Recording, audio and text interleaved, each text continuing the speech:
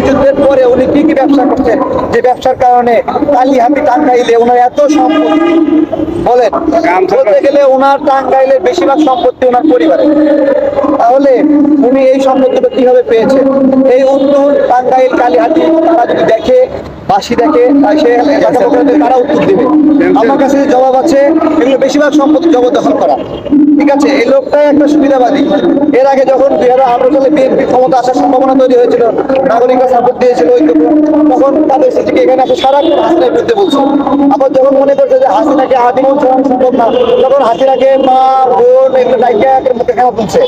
আবার যখন এখন দেখতেছে হাসিনা নিজেই মাইন্ডকে দিবে পড়ে গেছে, 2 দিন আগে বঙ্গবন্ধুর জন্য খেলা তুললো মুখে, এখন আবার কি করতেছে, হাসিনার বিরুদ্ধে বলতেছে যে ইউনূস সাহেবের লেজ কাটতে গিয়ে এখন শেখ হাসিনার লেজ কাটা গেছে।